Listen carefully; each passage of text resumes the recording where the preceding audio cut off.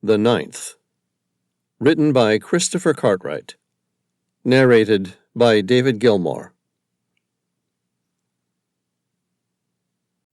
23rd May, 2003. Khyber Pass, Afghanistan. The Black Hawk cleared the Spingar Mountains and then banked heavily to the left before descending into the Khyber Pass, once the keystone of the ancient Silk Road and the oldest known pass in the world. In the passenger compartment, 8 elite soldiers of the U.S. Navy SEAL Team's Omega unit sat making last-minute checks on their weapons and equipment.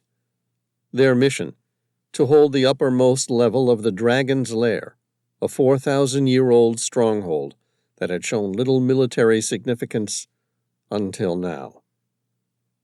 Each man knew what was required of him, had gone over the drills more than 30 times, and was capable of making each maneuver regardless of the events outside their control, every time. The Omega team had been together for 4 years.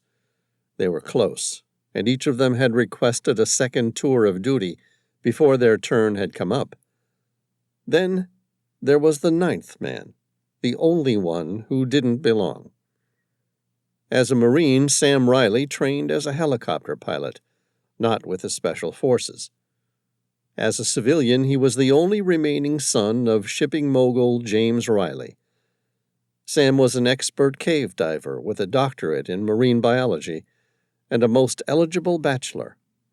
It was his background as a cave diver that made him their first choice for inclusion on this mission.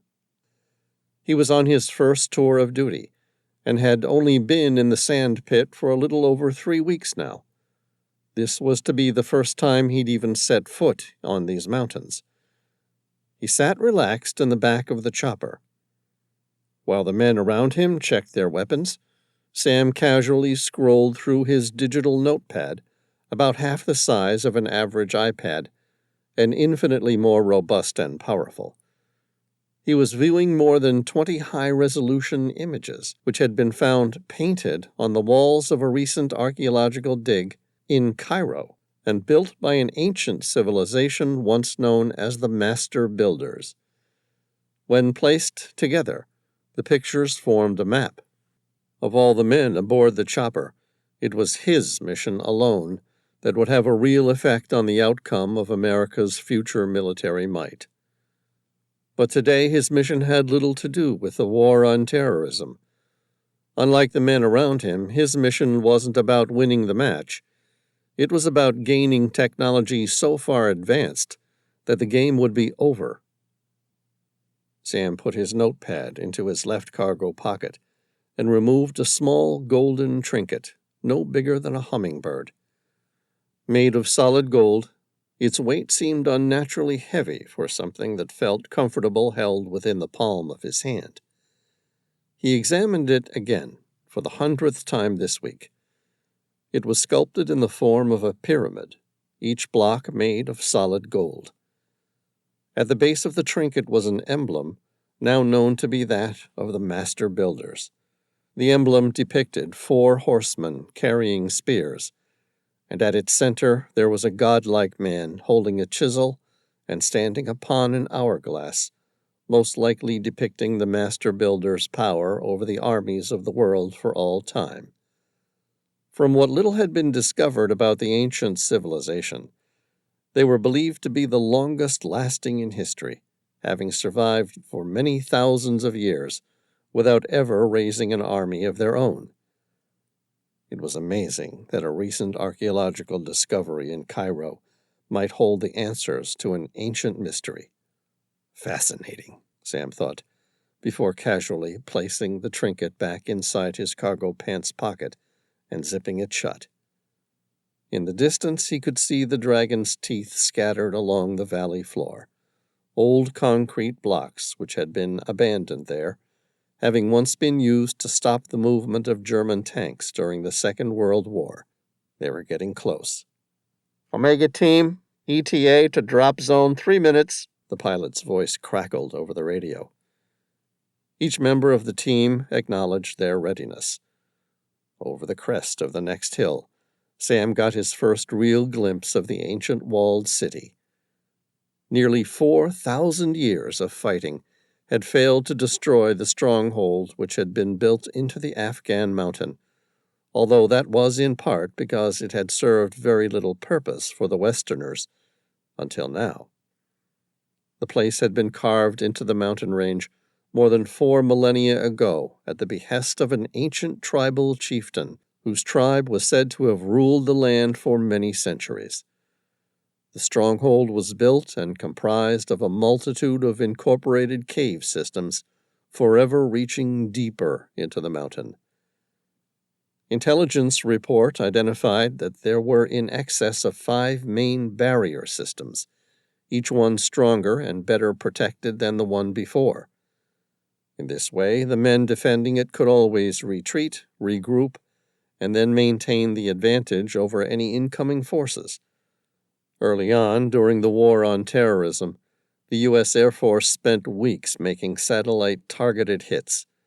But like ants after their nest had been kicked, the warriors always returned, because the stronghold was built so deeply into the mountain for protection. Whoosh! Whoosh! 2 air-to-ground missiles, followed by the sound of the helicopter's twin Gatling guns, fired at the mountain directly ahead of them. This served only to deter any would-be spies from straying too far from the entrance, while the helicopter descended close enough to the ground for the men to disembark. It was a hot drop, the kind where the helicopter blades never stop turning and the skids don't touch the ground. The pilot hovered a foot in the air, and the troops jumped to the earth. Sam Reilly was the last man to set foot on the rocky ground. His feet crunched into the shale surface. He'd piloted more than a dozen of these missions before, but this was the first time his feet had touched the ground. He'd never been specifically trained as a foot soldier. Standing at exactly 6 feet, he was only slightly taller than the average man, but his arms and shoulders were wide after years of physical labor, and his legs were like tree trunks, giving him the appearance of being solid and wiry, labor which the sea had demanded of him. Beneath his Kevlar helmet and Perspex eye protection, he had pensive, dark blue eyes, and the sort of cheeky smile that says, "I can have it all." If life had taught him anything, it was that he, of all people, could. His eyes also showed his quiet determination, while the calluses on his hands displayed the tenacity required to make things happen. Sam would be on his own for this mission. The thought made him happy. He felt confident in his own abilities, and he trusted his instincts. He followed SEAL Team Omega until they reached the bridge. On the other side was an enormous iron door, standing 40 feet high. Ironically, while it remained standing, the walls surrounding it had been destroyed by the recent American bombing raids. The place appeared to be deserted, but Sam's intel told him otherwise. Sam watched as the other members of his team quickly passed the bridge that reached over the divide and made it into the first level of the stronghold. He approached the bridge. Sam paused halfway across, just long enough for his eyes to examine the deeply green water below, the limestone from the mountain seeping into and coloring the still water. Its narrow section looked enticingly unnatural in the surrounding desert. It was man-made, of course, and served to protect the entrance both spiritually and physically. As casually as a man leaving his house for a walk, Sam donned his face mask and jumped, disappearing into the water 15 feet below. The water made a small splash as Sam pin-dived through its still surface and kept sinking.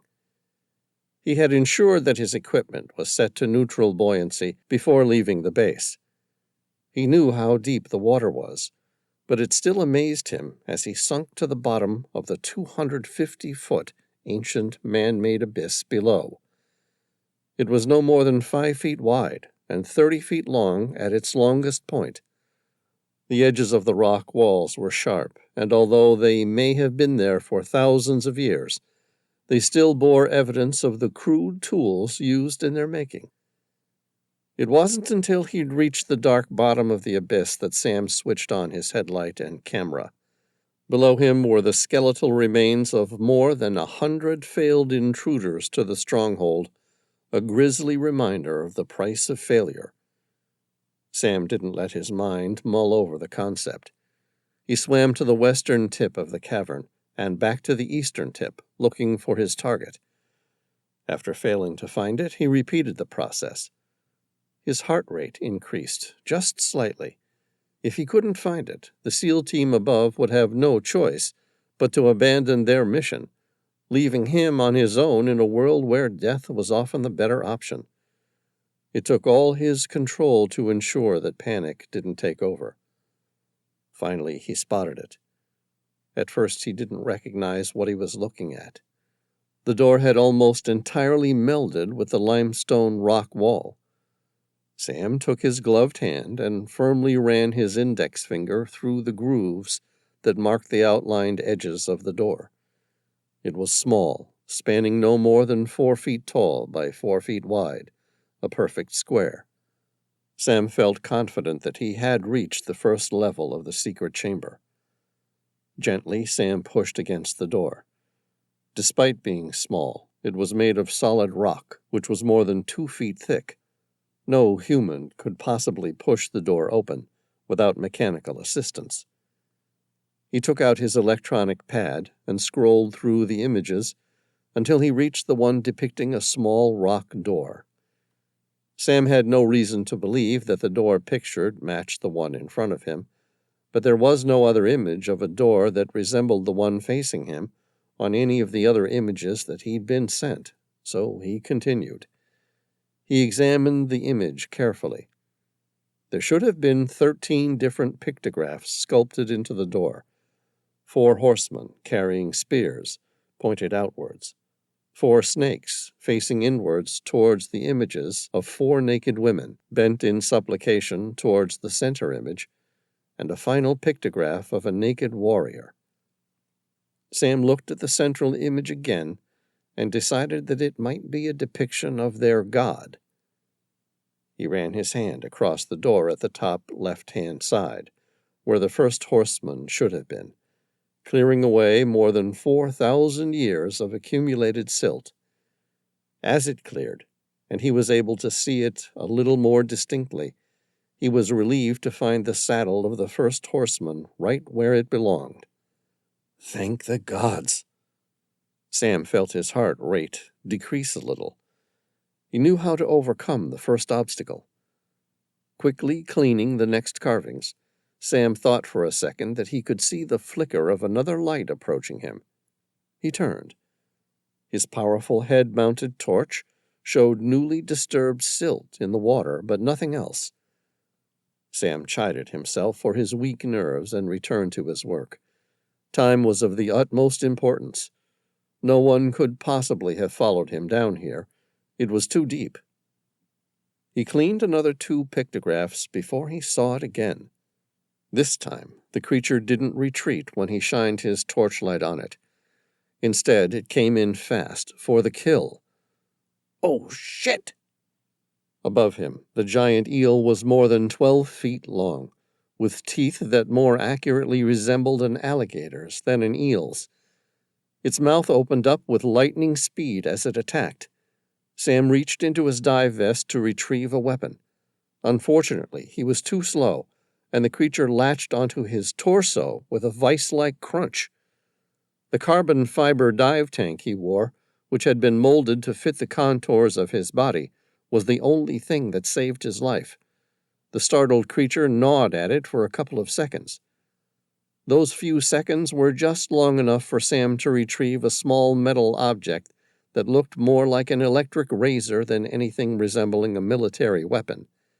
He pointed it towards the dangerous creature and squeezed the trigger. It glowed blue. 5 seconds later, the color disappeared entirely.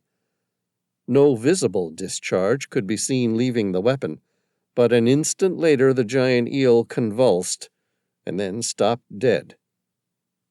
The confrontation had been enough to alert other predators of the presence of an easy meal. Above him, more than a dozen glowing eyes could be seen approaching. Sam reproached himself for not taking the ancient writings seriously.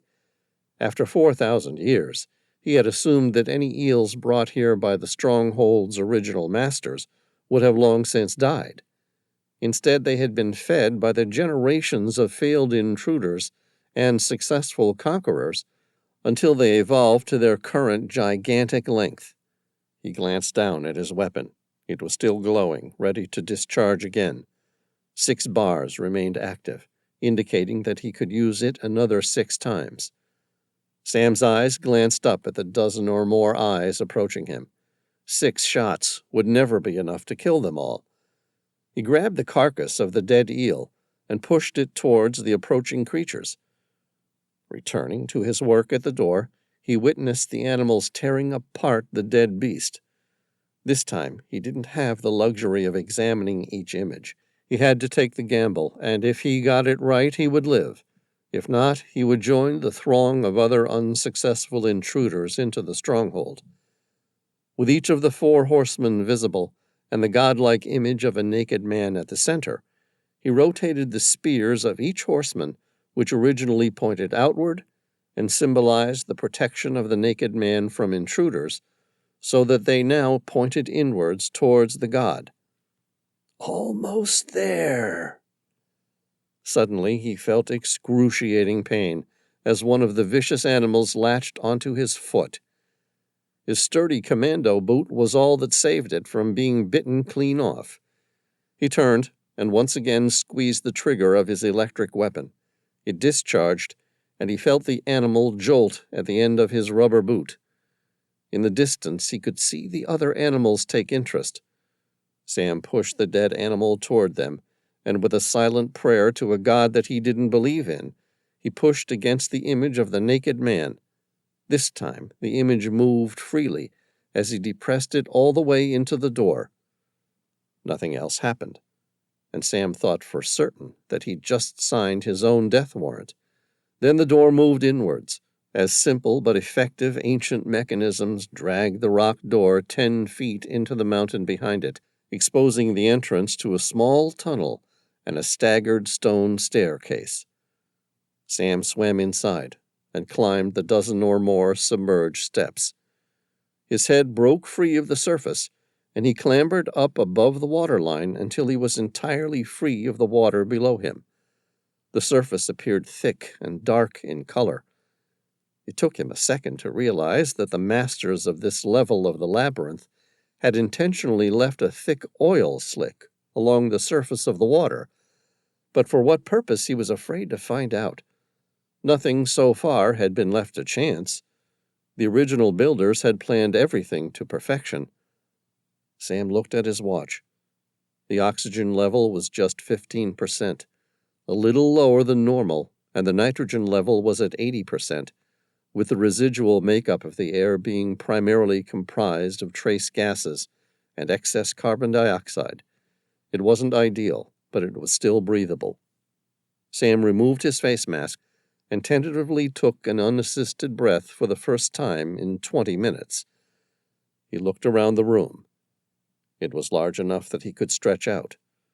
The walls were made entirely from granite, a rock not commonly found within the area, and which was most likely brought in from hundreds of miles away when the great builders came to this site. The ceiling was 7 or more feet tall, and the room was a perfect square of approximately 20 by 20 feet. The southern end of the room was empty, with the exception of the small stairs which Sam had just scaled, and a rudimentary axe, the head of which was made entirely of flint, on the wall next to the entrance. Sam's eyes returned once again to the thick oil slick floating on top of the water below. "Yeah, I don't think I want to touch you." In front of him, set into the north, east, and west walls of the chamber, were rows of 3 doors, each with apparently identical markings, similar to those found on the door through which he had just entered. The only exception was that at the center of each of the 9 doors, In place of the godlike man image was depicted a naked water nymph, her palms turned upwards, enticing the viewer to enter and follow her. Reilly reached into his pocket and withdrew his electronic notepad. Scrolling through it offered very little in the way of assistance. Somehow, he assumed that the answer would present itself once he was there. The only note that he could find was a 4,000-year-old Egyptian message, which had been translated to read, "Choose wisely. False kings will die." It was, Sam felt, a wholly useless statement. The entire place had been set up to kill intruders. Sam didn't need a translation of an ancient rune to inform him that any mistake made here would almost certainly lead to his sudden and painful demise. He calmly shook his head, cursing his own government's brightest archaeologists, who had been the ones to provide him with the intel for this mission. Next time, let's see how bright you guys are when it's your life you're gambling with. Sam calmly approached the first door and examined its markings. With the exception of the water nymph, the door was identical to the first one he had crossed. He took a quick photo with his camera, and then looked at the one door next to him. Again, it was identical to the last. He continued this process until he had photographed all 9 doors. To the naked eye, they all appeared identical. He then launched his hieroglyphics deciphering program and selected Find Differences. The program ran for 2 minutes and then provided him with the answer. Sam scrolled through each result, feeling more and more confident. There were 3 differences. 1, all the water nymphs had their eyes open except for one. It would make sense for the creature that was betraying its king to have its eyes shut. 2, all the horsemen carried their spears in their right hands, with the exception of the one to the left of the water nymph with closed eyes. Clearly, this has been broken in the past 4,000 years. Sam's eyes scanned the ground and found several powdered dust piles. Any one of them was likely to be a remnant of the fallen spear. 3, the ground in front of the blind water nymph was discolored, as though some air had moved through that part of the room. Sam still had one more test he wanted to perform before he made his final determination and applied it by risking his life. He'd seen the other side of the open door on the archaeological image, which had been drawn by someone who had witnessed the building of this maze millennia ago. At the time, it didn't appear to serve much use, but now he could view it and see that it matched up to the door bearing the image of the blind nymph. Before he scrolled through to the third image, another giant eel slithered its way up the stairs. "Fuck me," Sam said out loud. Reaching into his vest, he fired at the beast with his electrical weapon, killing it instantly. It rolled back down the stairs into the oil-slicked water. Before Sam could move towards the blind water nymph, 3 more giant eels had taken the place of the previous one. He again pulled the trigger on his weapon. Only 1 bar remained on the side. His weapon was about to run out of energy. And now he could see the movement of more than a dozen of these great beasts. He remembered the ancient axe made of flint. So that's why they left this here. Sam didn't hesitate to consider the repercussions of his theory, nor did he consider the fact that the master builders had never built the secret chamber to allow intruders the option of gaining access to the king's chamber, and as such the most simple and obvious solution was often likely to be the most fatal. He slammed the axe into the top step, and the oil ignited instantly. In the chamber around him, Sam could hear the squealing of more than a dozen giant eels burning. He hadn't even set the axe back on the ground before he realized that he had just walked straight into the builder's fatal trap. He had beaten the attack of the violent eels, but now the flames would quickly deprive the secret chamber of oxygen, and even if the hypoxia didn't kill him immediately, It was heating up the air so quickly that within a minute or less the entire chamber would become so overheated it would kill him. With his hand still gripping the axe, Sam ran towards the door at the northern end of the chamber, the one marked at the center with the image of a blind water nymph. Somewhere in the back of his mind, he was reluctant to relinquish the only tool that the builders had left for him. Did they leave it here only to kill me? But by now, Sam had developed a unique understanding of the wise men who had built this labyrinth. It would be fitting and appropriate with their practices to leave a tool of necessity, easily accessible at the second level, to which I may never return, and which might prove to be vitally necessary at the third or fourth level.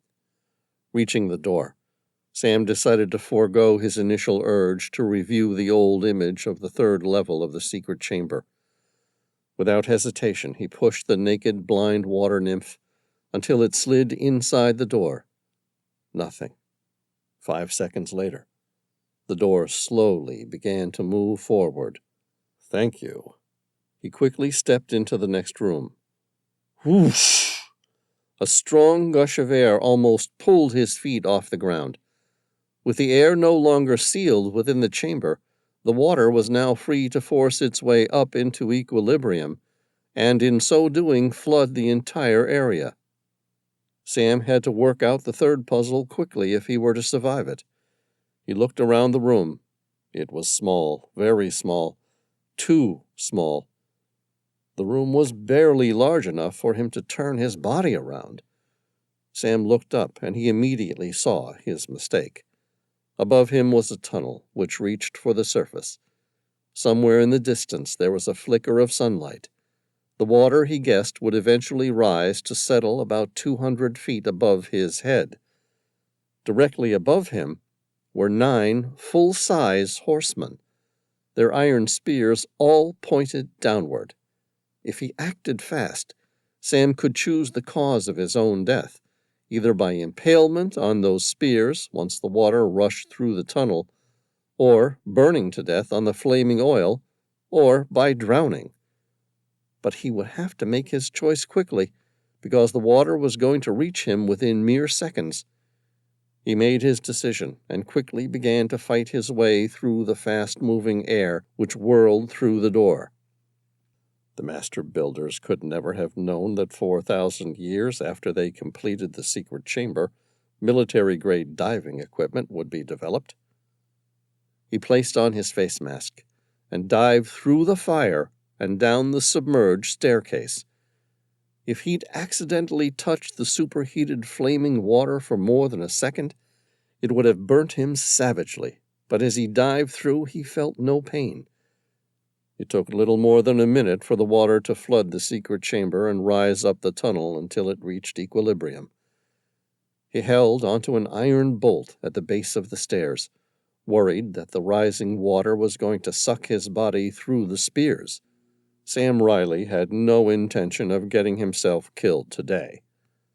Once the water had settled completely, he took out his electronic notepad and found what he had been looking for: the view from the third of the secret chambers. It became clear the instant he looked at it that the door with the missing spearhead was always the correct door. After double-checking his work, Sam pushed against the naked water nymph, hoping that it would still work despite the additional water pressure from the flooding. It took more than 10 seconds for the mechanism to work, and this time the door moved more than a dozen feet inside. The instant the door opened, Sam was washed through with the water behind him. When he was 10 feet inside the new tunnel, several tons of stone rubble fell behind him, sealing the tunnel completely. The small amount of water which had already washed through the opening splashed unhindered on the ground further up the passageway. Sam braced himself and the axe that he was now almost certain he would soon need. The third level of the secret chamber was very different in comparison to the other chambers. By any measure, it was enormous, a cavern half the size of a football field and at least 50 feet high. It consisted of a tunnel more than 30 feet long, leading to a gigantic room with 4 separate spiral stone staircases at the corners, leading to the ceiling above. The walls formed a perfect square. Those guys sure had something with the number 4. Within the square stood 64 rectangular vertical columns, each one varying in height, the purpose of which, Sam imagined, would allow the intruder to jump from one to the next until reaching the 4th level and the final challenge of the secret chamber. Below each column were set hundreds of iron spears, reaching for the sky and the would-be failed and fallen intruder. Along the walls, ground, and columns ran hundreds of long, continuous drawings. Only they weren't drawings such as the ones he'd seen the master builders create previously. These appeared to be more like a child's crayon markings, having no apparent purpose. However, the master builders never built anything without it having a purpose. Nothing more, nothing less. Simple perfection. That's fine. Its purpose will present itself to me when the time is right. He ran his hand along the groove in the wall. It wasn't a surface marking, he realized. Instead, it was as though something had made a tiny tunnel by eating away at the limestone walls, ground, and columns, something akin to what one would find inside a giant termite tunnel.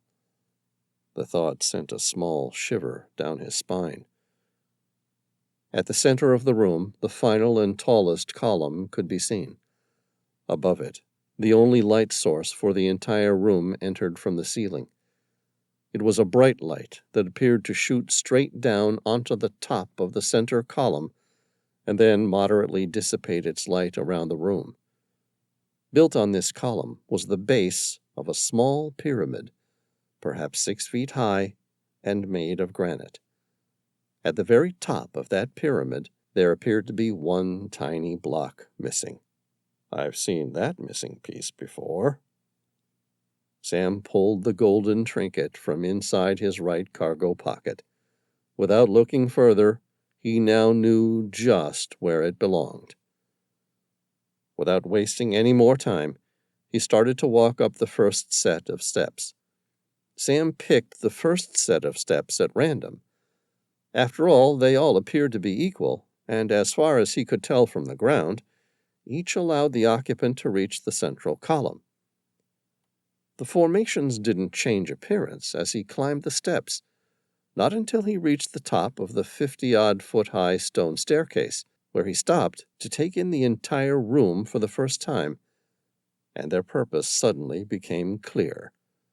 Close up, the markings formed no obvious depiction of anything. From the top, viewed all together, they created a perfect optical illusion, making it impossible for the viewer to determine the distance, height, or even the location of each column. He wished he had brought with him a bag of sand to throw over the columns, but he hadn't, and the masters had not left any behind.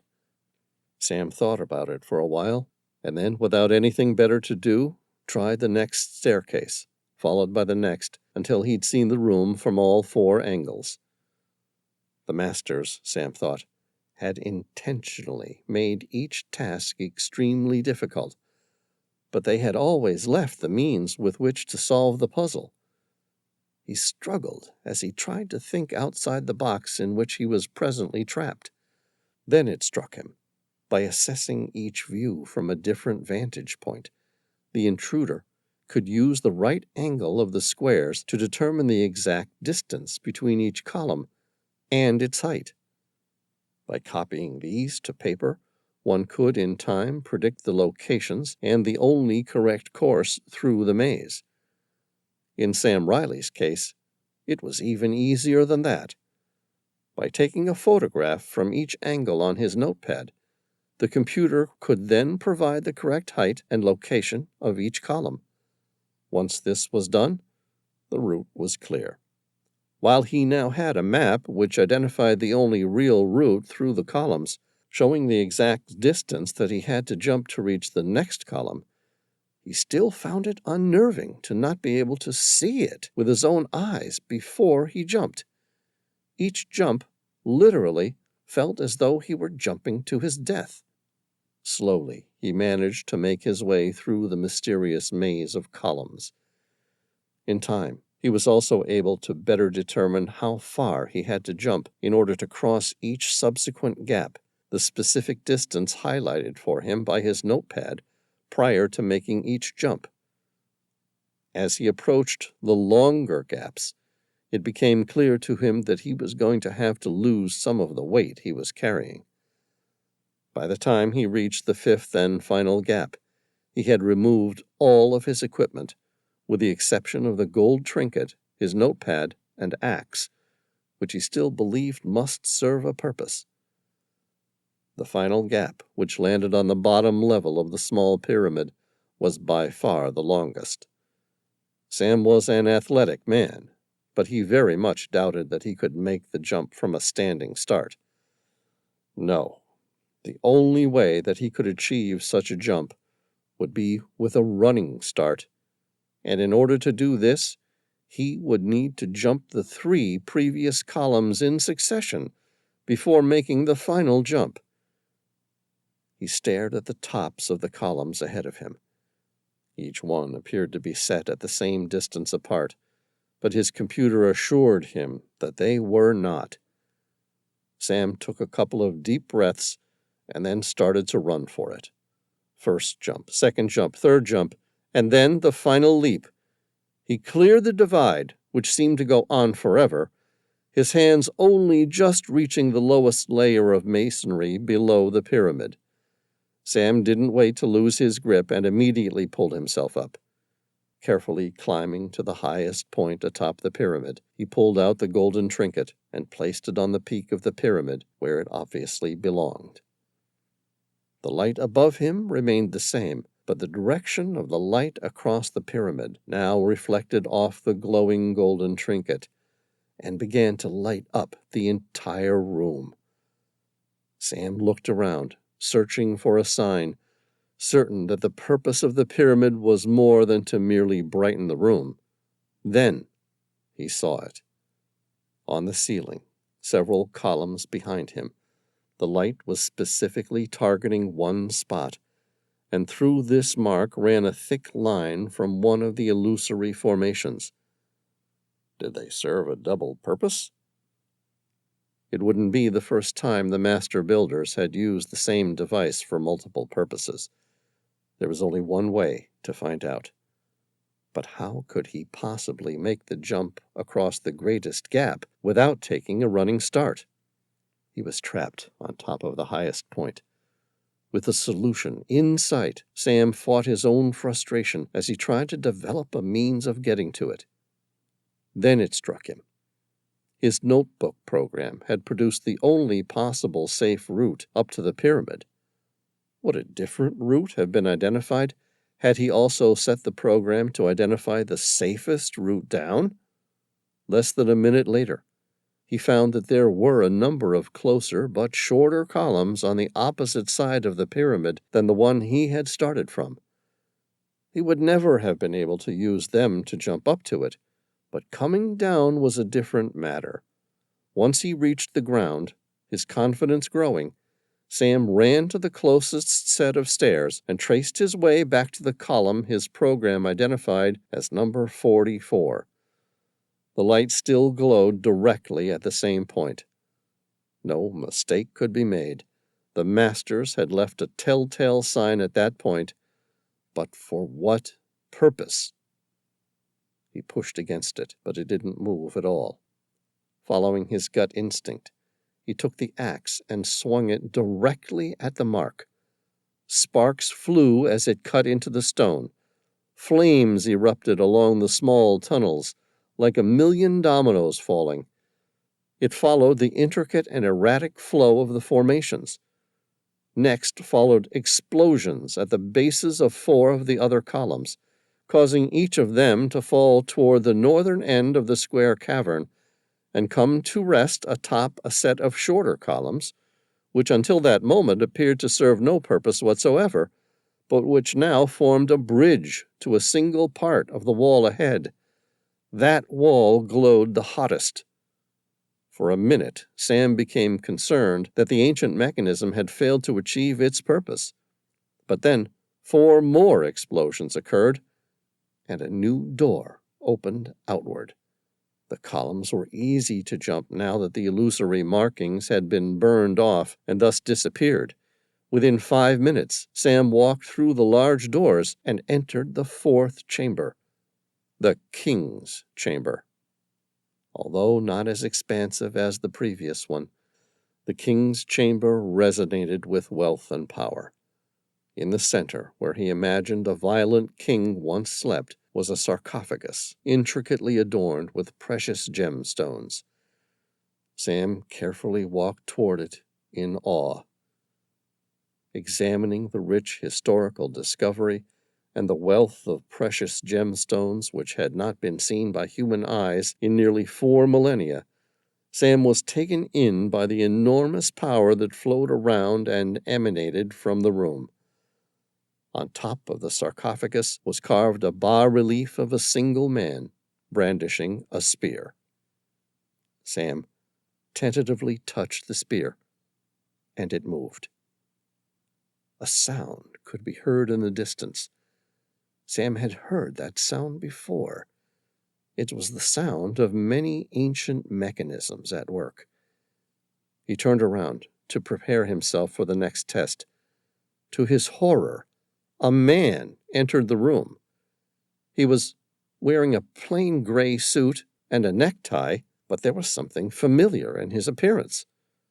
Sam instinctively reached for his weapon, but his pistol was gone. He had left it at the top of the 3rd level, along with the rest of his equipment, but fortunately he had kept his light electrical weapon. He quickly drew the electric depolarizing weapon, which had 1 discharge remaining. "That won't be necessary," the man said in perfect American English. "Shit, Colonel, I nearly killed you." The man was not actually his colonel, but rather someone his father had once known more than 20 years ago. He'd most likely been looking into buying several $1 billion worth of ships for the U.S. Navy back then. Something about his eyes had never let Sam forget the man.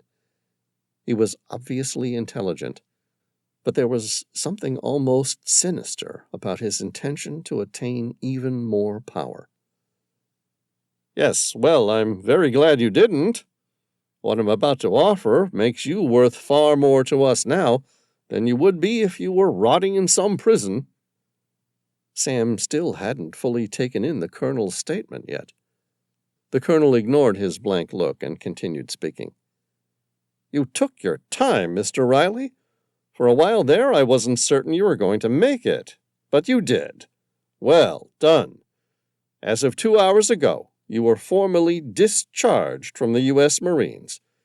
You will speak directly only to myself and the Secretary of Defense, and always at our choosing, never at your own." "What are you talking about, sir?" "You're to be moved stateside, where your training will begin immediately. No one will ever know about the services you provide for your country. On their behalf, may I congratulate you and thank you." The man moved to walk away without saying anything else. "Colonel?" "Yes." The man sounded irritated at being interrupted. "Do we know what happened to the civilization of the master builders?" "No. And that's one of the things we need you to find out."